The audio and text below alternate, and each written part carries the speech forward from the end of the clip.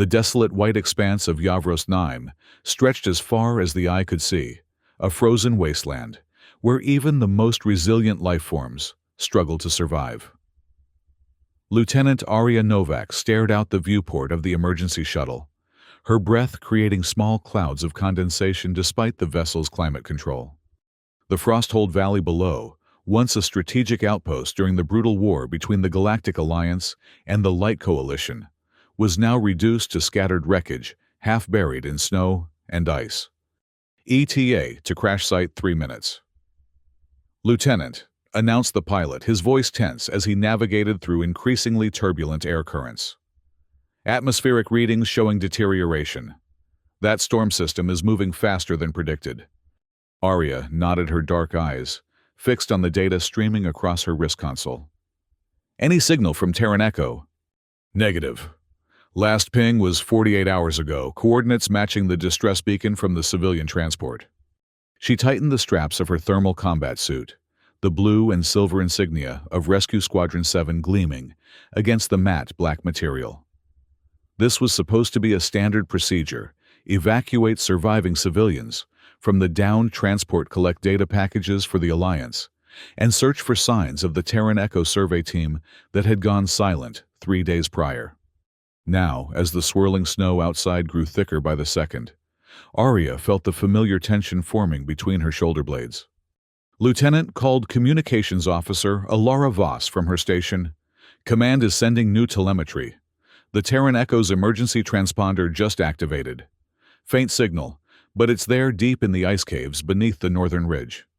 Arya moved to Alara's station, studying the weak pulse on the screen. Location: at least 2 kilometers below surface level, ma'am, in the unmapped cave system. Before Arya could respond, Captain Marcus Walsh's voice crackled through the comm system from the orbiting rescue cruiser. Lieutenant Novak, new orders. Weather system is developing into a Class 4 blizzard. Civilian evacuation remains priority. If Terran Echo's location presents excessive risk, you are authorized to abort that portion of the mission and return to orbit. Arya's jaw tightened almost imperceptibly. Understood, Captain. The shuttle lurched violently as they descended through the thickening storm. Through breaks in the cloud cover, Arya could see the twisted hull of the civilian transport, half buried in a snowdrift. What had once been a sleek passenger vessel was now a mangled shell, its emergency lights casting eerie blue shadows across the ice. Damage to the navigation array, reported the pilot. Locator beacons offline. We'll have to rely on visual for landing. Can we establish a direct communication link with Terran Echo? Arya asked Alara. The communications officer shook her head. Signal's too weak. We're getting life sign readings, but no direct communication capability. The shuttle touched down with a harsh jolt, approximately 200 meters from the civilian transport. Arya was on her feet, immediately addressing the 12 members of her rescue team. First priority is civilian evacuation, she announced. Raoul, take medical team A and begin triage. Yara, I need you to assess the transport systems, any salvageable data or tech. The rest of you prepare the ice terrain vehicle. We may need to reach the cave system before this storm gets any worse. Lieutenant Raoul Kim, the team's senior medic and Arya's most trusted colleague, raised an eyebrow. You're planning a secondary expedition in this weather. Terran Echo has survivors, Arya replied simply. Let's focus on the civilians first. The rescue operation began efficiently, despite the worsening conditions. As Arya supervised the evacuation of 37 civilians from the transport wreckage, the knot of anxiety in her stomach tightened. The storm was intensifying far faster than predicted visibility, dropping to less than 50 meters. The weak signal from Terran Echo continued to pulse on her wrist display, a fading heartbeat, calling from beneath tons of ice and rock. After 90 minutes of intensive work, the last civilian was loaded onto the shuttle. Engineer Yara Sten approached Arya, her dark skin reddened from the cold despite her thermal protection. Lieutenant, I've salvaged the transport's data core, she reported, holding up a small metallic cube. But there's something else. I found this in the captain's quarters. She handed Arya a portable display unit. Arya activated it, revealing a geological survey map. "The cave system," she murmured, studying the intricate network of tunnels beneath the northern ridge. Terran Echo must have been investigating it when they lost contact. "There's more," Yara said, pointing to notations on the map. "These markings indicate possible ancient technology buried in the deepest chambers. That might explain why they went down there despite the risks." The shuttle pilot's voice came through Arya's comm unit. "Lieutenant, we need to launch now. The storm's reached critical levels. Orbital Command says we have a 15-minute window. Then we're grounded for at least 36 hours. Arya made her decision in seconds. "Prepare for immediate launch. Take all civilians and half the rescue team. Raul, Yara, and 3 volunteers will remain with me. We'll take the ice terrain vehicle to the cave entrance and attempt location and extraction of Terran Echo." "Lieutenant," the pilot protested, "Captain Walsh's orders." "We're to prioritize civilian evacuation, which we've done," Arya finished firmly. "I'm not leaving potential survivors stranded in sub-zero conditions for another day and a half. Not when we have their coordinates and the means to reach them." After a brief but heated exchange with Captain Walsh, via patchy comms, Arya stood with her small team watching as the shuttle fought its way through the thickening blizzard toward orbit. The ice terrain vehicle, essentially a heavily modified tank with treads designed for the most inhospitable frozen environments, hummed behind them, its engines the only sound aside from the howling wind. Raul approached her medical kit slung over his shoulder. "Walsh is going to have your commission for this," he said, but there was a hint of admiration in his voice. "Only if we fail," Arya replied, climbing aboard the vehicle. "And failure isn't an option." The journey to the northern ridge was a battle against nature itself. The ice terrain vehicle, despite its powerful engines and reinforced hull, struggled through snowdrifts that sometimes reached higher than its roof. Visibility was near zero, forcing Raul, who had taken the controls, to rely almost entirely on sensor readings. Twice they needed to backtrack when avalanche warnings flashed across the dashboard. "We're receiving electromagnetic interference," Yara reported from the navigation console. "Something in these mountains is disrupting our systems." "Can you compensate?" Arya asked, studying the increasingly erratic signal from Terran Echo on her wrist display. "Partially," Yara replied, "but our precision mapping is compromised. We'll need to find the cave entrance visually once we're in the general vicinity." 4 grueling hours later, they reached the base of the northern ridge. The storm had momentarily abated, revealing a sheer cliff face rising hundreds of meters above them. Somewhere in that wall of ice and stone was the entrance to the cave system. "Life signs are still registering," Arya announced, checking her instruments. "But they're growing weaker. We need to move fast." With portable scanners deployed, the team spread out along the base of the cliff. It was Officer Thomas Reeves who found it, a narrow fissure in the rock face, barely visible beneath an overhang of ice. Heat signatures confirmed it led deeper into the mountain. "This has to be it," Thomas said, shining his light into the darkness. "Scanner shows a tunnel network matching our partial maps." Arya made quick work of organizing their equipment. "Standard cave exploration protocol. Tethered movements, beacon markers every 50 meters. Raul, you're on medical. Yara tech support. Thomas, Cassandra, and Leo provide security and assistance. Everyone stays linked, no exceptions." The entrance tunnel was narrow, requiring them to move in single file. The temperature dropped noticeably as they descended their suit heaters, working overtime to maintain core body temperature. After approximately 500 meters, the passage widened dramatically, opening into a vast chamber with a ceiling that disappeared into darkness above them. "My God!" breathed Cassandra as their lights illuminated the space.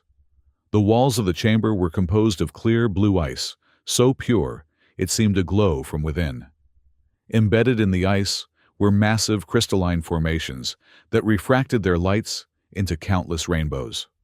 "These aren't natural," Yara said, scanning one of the crystals. "They're some kind of energy conductors, very old technology." Arya's attention was drawn to the far side of the chamber, where a dark shape was visible within the ice wall. As they approached, the shape resolved into the unmistakable outline of a spacecraft, sleek, compact, and clearly of human design. Terran Echo, she confirmed, checking the identifying markings on the hull. They must have found a way in from another entrance and crashed, or were embedded somehow. Life signs are coming from inside, Raoul reported, checking his medical scanner. Multiple signatures, but they're weak. Hypothermia, probably. They might be in stasis pods to conserve energy and oxygen. How do we get to them? Leo asked, running his gloved hand over the ice wall separating them from the ship. This ice is at least 2 meters thick. Before anyone could respond, a deep rumbling shook the chamber. Fragments of ice rained down from the ceiling, forcing the team to take cover. Seismic activity, Thomas suggested, but Yara was already checking her instruments. No, she said grimly. Something else. There's an energy buildup coming from deeper in the cave system. These crystals, they're reacting to it. The rumbling intensified, and suddenly, the clear ice beneath their feet began to glow with a pulsing blue light. Arya felt a vibration through her boots, a rhythmic pattern that seemed almost deliberate. We need to move, she ordered. Find a way through to that ship before... Her words were cut off as a section of the ice wall to their left exploded outward, showering them with fragments. Through the newly formed hole surged a torrent of glowing blue liquid, not water, but something far more viscous and unnaturally luminescent. Plasma, Yara shouted. Some kind of naturally occurring plasma flow. There's nothing natural about this, Arya countered, backing away as the glowing substance began to spread across the chamber floor. Everyone to higher ground now. They scrambled up a rocky outcropping as the plasma flow continued to pour into the chamber, raising the temperature dramatically. Steam began to rise, creating a thick, disorienting fog.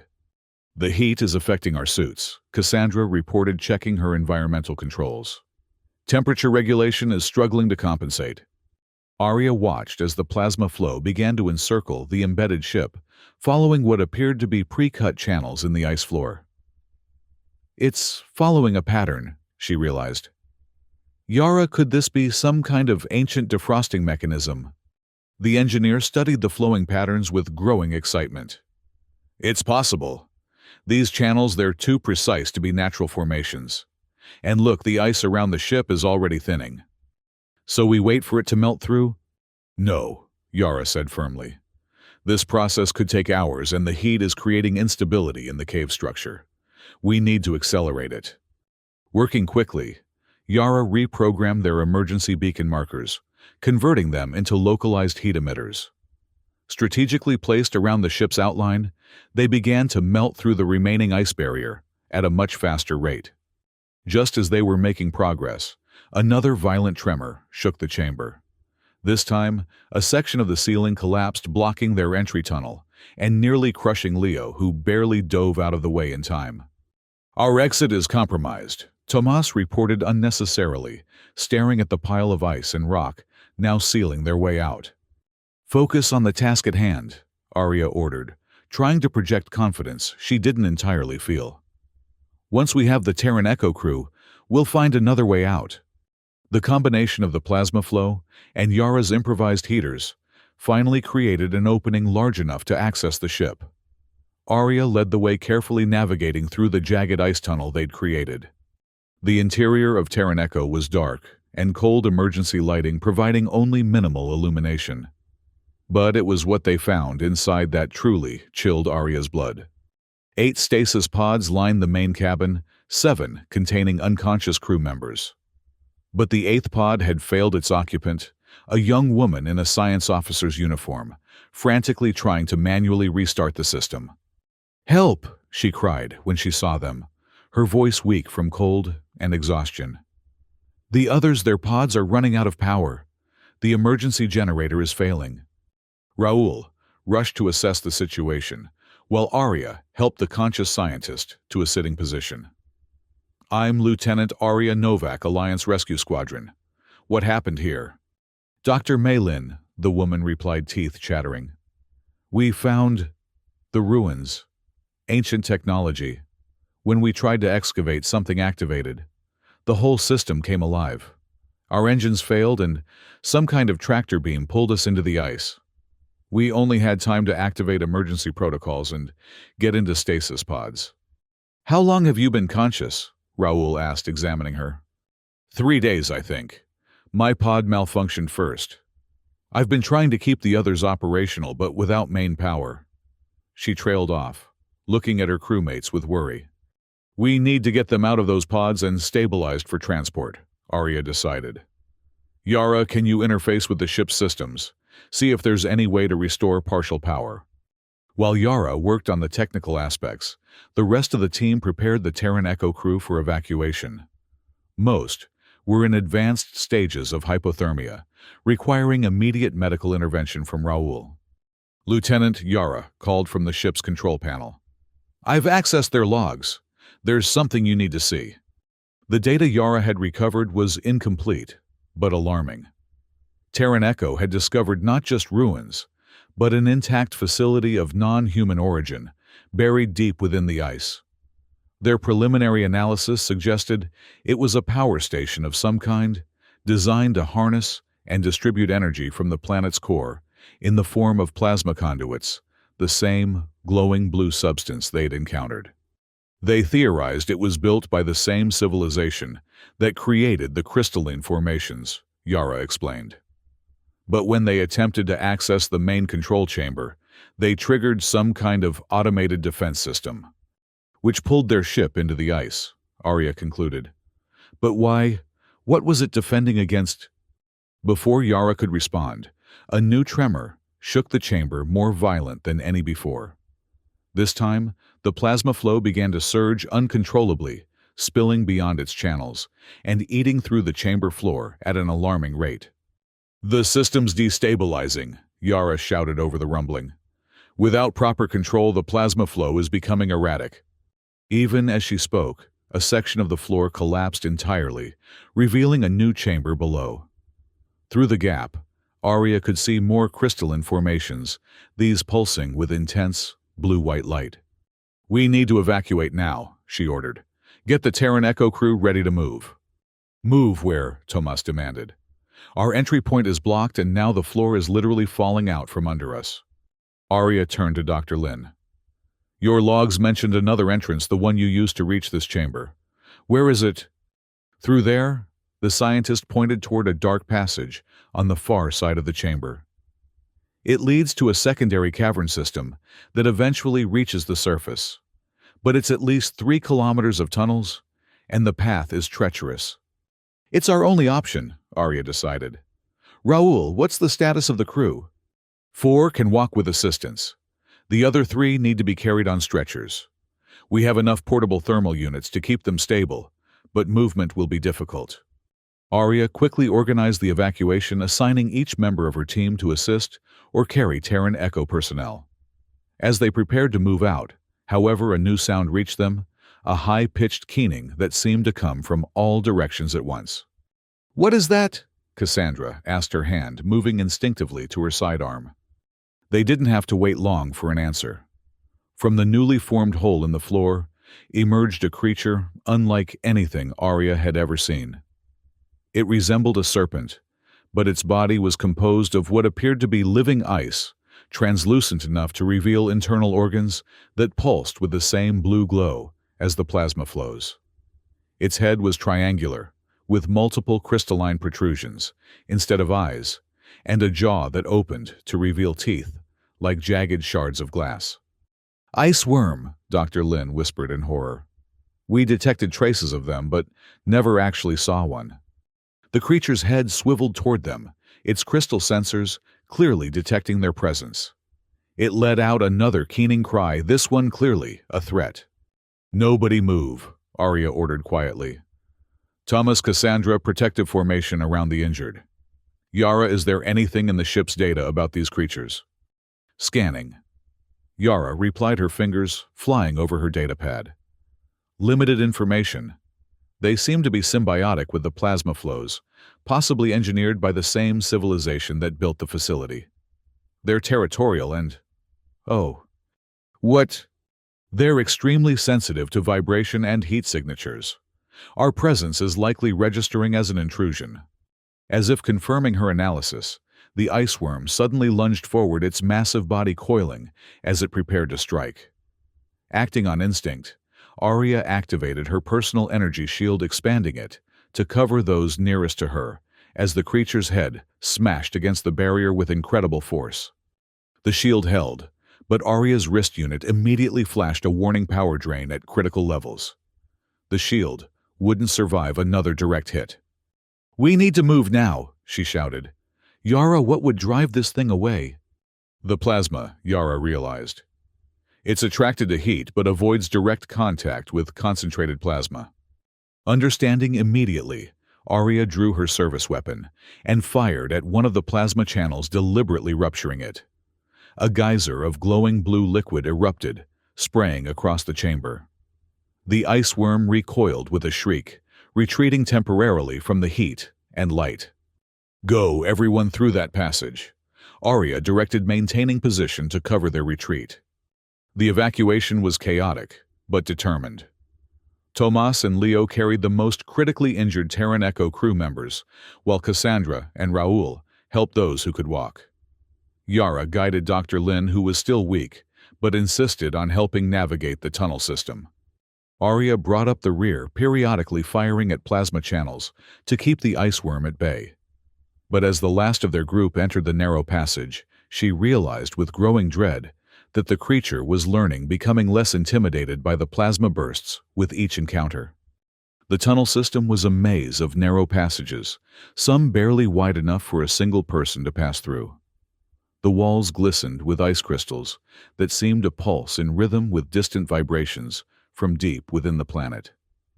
Despite Dr. Lin's guidance, progress was painfully slow, particularly with the injured members of Terran Echo. After nearly an hour of laborious movement, they reached a larger chamber where several tunnels converged. Dr. Lin hesitated, clearly disoriented.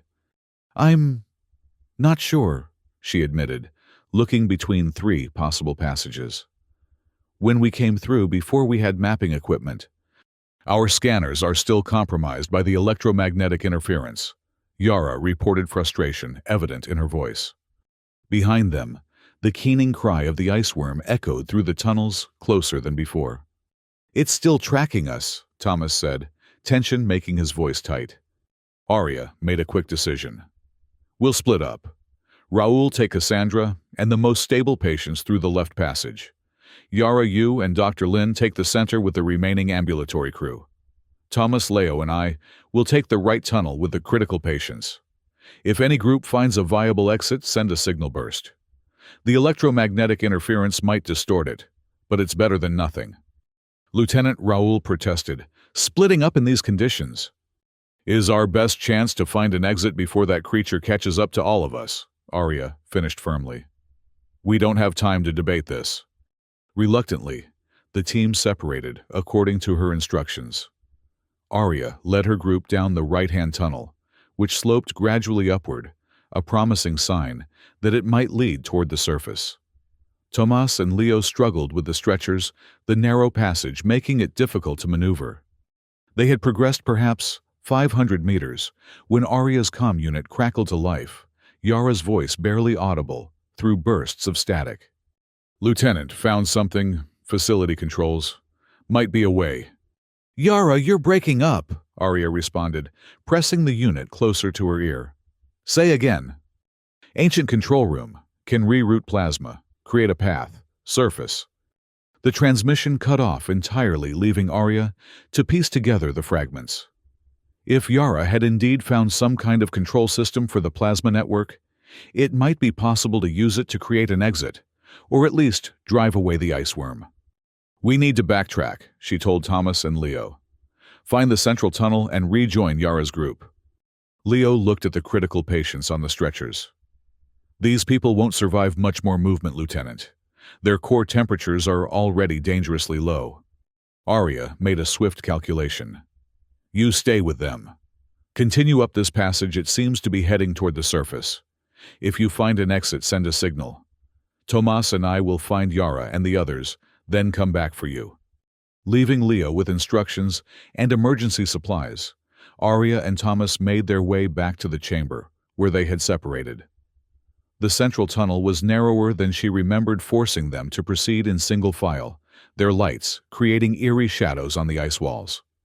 They had traveled for perhaps 15 minutes when they heard it, the now familiar keening of the ice worm, but accompanied by human shouts and the distinctive sound of energy weapons being discharged. "Run," Arya ordered, no longer concerned about stealth. They emerged into another large chamber to find a scene of chaos. Yara and Dr. Lin were frantically working at what appeared to be an ancient control console embedded in the ice wall. Cassandra was providing covering fire as Raoul attempted to move the injured Terran Echo crew members to safety. And in the center of the chamber, the ice worm thrashed wildly, its massive body smashing into crystal formations and sending deadly shards flying in all directions. Arya assessed the situation in seconds. "Tomas, help Raoul with the evacuation. I'll cover you." Drawing her weapon, she fired a sustained burst at the creature, deliberately aiming for the crystal sensors on its head. The worm recoiled, giving Tomas time to reach Raoul and the others. Arya called, backing slowly toward the console while maintaining fire on the creature. "What have you found?" "It's a control system for the entire plasma network," Yara shouted back, her fingers dancing across symbols etched into the ice. "The same technology that captured Terran Echo. I think I can reverse it, create a path to the surface using controlled plasma bursts." "How long?" "Minutes, maybe. But I need to be precise. One wrong sequence and we could trigger a full plasma surge that would melt this entire cave system with us in it." Arya made a swift decision. "Do it. Everyone else, defensive positions. We need to buy Yara time." The next few minutes were a desperate battle against both the ice worm and the collapsing cave structure. The creature, enraged by their resistance, redoubled its attacks, smashing through makeshift barriers and coming perilously close to the injured crew members. Arya, Thomas, and Cassandra maintained a rotating defense, using their energy shields to block the creature's lunges, while conserving weapon power for precisely targeted shots. "Almost there," Yara called, her voice strained with concentration. "The system is recognizing the commands, but it's sluggish after so many centuries of dormancy." A particularly violent lunge from the ice worm caught Thomas off guard, slamming him against the wall. His shield generator shattered with the impact, leaving him exposed as the creature prepared for another strike. Without hesitation, Arya threw herself between Tomas and the worm, expanding her shield to its maximum radius. The creature's crystalline teeth crashed against the energy barrier with devastating force, causing the shield to flicker dangerously. "Shield integrity at 30%, warned her wrist unit. "Yara," Arya shouted, straining to maintain position as the worm battered repeatedly against her failing shield. "Done!" the engineer cried triumphantly. "Initiating emergency desync protocol." For a moment, nothing happened. Then, with a deep rumbling that shook the entire chamber, lines of blue light began to spread across the floor walls, and ceiling plasma channels activating throughout the cave system. The ice worm froze its sensors, clearly detecting the massive energy surge building around them. "Everyone moved to the center of the chamber," Yara directed, pointing to a circular platform that had begun to glow with a softer blue light. "The plasma will create a tunnel straight to the surface, but we need to be in the safe zone when it happens." They barely had time to gather the injured and reach the platform before the chamber was filled with blinding blue-white light. The ice worm shrieked, in what sounded almost like fear, retreating toward one of the tunnels, but too late. Concentrated plasma burst from channels in the ceiling, creating a perfect circle of intense heat that began to melt through the ice at an astonishing rate. At the same time, a protective dome of energy formed around the platform, where they stood, shielding them from both the heat and debris. Through this barrier, Arya watched in awe as a perfect cylindrical tunnel began to form above them, extending upward through hundreds of meters of solid ice. "It's creating an elevator shaft," Yara explained, her eyes wide with excitement. "And this platform, it's going to carry us up through it." Sure enough, with another rumble, The circular section of floor beneath them detached from the surrounding ice and began to rise smoothly up the newly formed tunnel, propelled by some ancient technology that none of them fully understood. The ascent seemed to take both forever and no time at all. Arya watched the layers of ice and rock pass by, occasionally glimpsing other tunnels and chambers through the transparent walls of their impromptu elevator. The ice worm was nowhere to be seen, presumably driven deeper into the cave system by the plasma activation. Just when it seemed the journey would never end, natural light began to filter down from above, pale and diffuse through the blizzard, but unmistakably daylight. The platform continued to rise until finally it emerged onto the surface of Yavros 9. They found themselves in a perfect circular clearing, the swirling snow seeming to avoid the area immediately surrounding the platform, another effect of the energy field that had protected them during the ascent. Beyond this boundary, the blizzard raged unabated, but they were temporarily safe. Arya's first action was to activate her emergency beacon at full power, hoping that despite the interference, it would reach the rescue cruiser in orbit. Then, she turned her attention to the injured, helping Raoul check their conditions and reinforce the portable thermal units. One by one, the Terran Echo crew were stabilized, including Dr. Lin, who insisted on helping despite her own condition. All except one, the ship's pilot, whose stasis pod had been the most severely compromised. The woman's life signs were fading rapidly, and Raoul's expression told Arya everything she needed to know. "She needs advanced medical care," he said quietly. "More than I can provide here. Without evac in the next hour." Arya nodded grimly, then moved a few paces away to check her communications again. Still, nothing but static. The blizzard was showing no signs of abating, and nightfall would bring temperatures that even their advanced equipment couldn't compensate for indefinitely. She was considering their increasingly limited options when Yara approached, her expression uncharacteristically uncertain. "Lieutenant, the platform, it's still connected to the plasma network. I think I could use it to boost our signal. Create a pulse powerful enough to punch through this storm and reach orbit." "Do it," Arya said without hesitation. Yara returned to the ancient console embedded in the platform's edge, working with renewed determination. After several tense minutes, she looked up. "It's ready. But there's a complication. The power required, it's going to overload the platform systems. Once we send the signal, the protective field will fail. We'll be exposed to the full force of the blizzard." Arya considered this. How long from signal to failure? 60 seconds, maybe less. It wasn't much time, but it would have to be enough. "Everyone prepare for emergency exposure conditions. Huddle around the injured. Share body heat and shield generators. On my mark, Yara will send the signal, and we'll have 1 minute to prepare before the field collapses." The team moved with practiced efficiency, creating a protective formation around the most vulnerable members of their combined group. When everyone was in position, Arya nodded to Yara. "Now." Yara pressed a sequence of symbols on the console. For a moment, nothing seemed to happen. Then, a pillar of intense blue-white light erupted from the center of the platform, shooting straight up into the storm clouds above. The beam was so bright, it was painful to look at directly, clearly visible, even through the blinding snow. "Signal away," Yara confirmed, rushing to join the protective huddle. "Field integrity failing. 50 seconds remaining." The next minute was a desperate race against time. Thermal blankets were deployed, shield generators linked to create a composite barrier, and every available body pressed close together for maximum heat retention. Arya supervised it all, making sure no one was left exposed, particularly the critically injured pilot from Terran Echo. 10 seconds, Yara called, monitoring the failing systems on her wrist unit. Arya took her position on the outer edge of the group, expanding her personal shield to cover as much of the exposed side as possible. Her unit immediately began warning of the power drain, but she ignored it. The others needed the protection more than she did.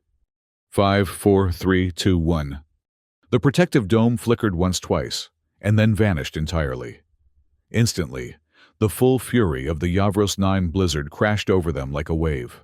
Winds exceeding 200 kilometers per hour threatened to tear them apart, while snow and ice crystals sharp as razors pelted their makeshift shelter. Arya gritted her teeth against the onslaught, focusing all her concentration on maintaining her shield. The power warnings in her ear became more urgent, counting down the percentage of remaining energy. 20%, 15%, 10%? The combined shields of the team were holding barely, creating a bubble of relative calm within the storm. But Arya's position on the outer edge left her increasingly exposed as her personal shield began to fail. 5%, critical failure imminent. Pain lanced through her as ice crystals found the gaps in her protection, slicing at her exposed skin. The wind threatened to lift her bodily from the platform, forcing her to anchor herself with one hand while maintaining shield position with the other. Just as her shield failed, completely exposing her fully to the storm's fury, a new light appeared in the sky above the brilliant white beam of a rescue ship's landing spotlight, cutting through the swirling snow like a blade.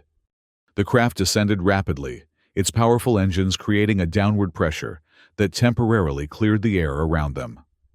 The side hatch opened, and emergency response personnel in heavy-duty environmental suits poured out quickly, surrounding the huddled group with portable force field generators.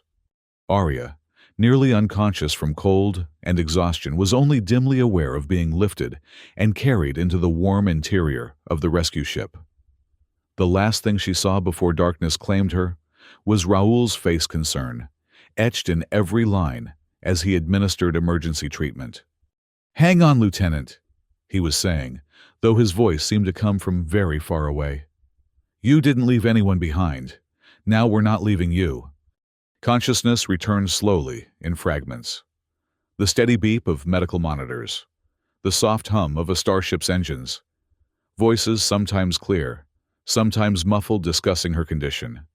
When Arya finally opened her eyes fully, she found herself in the medical bay of the rescue cruiser.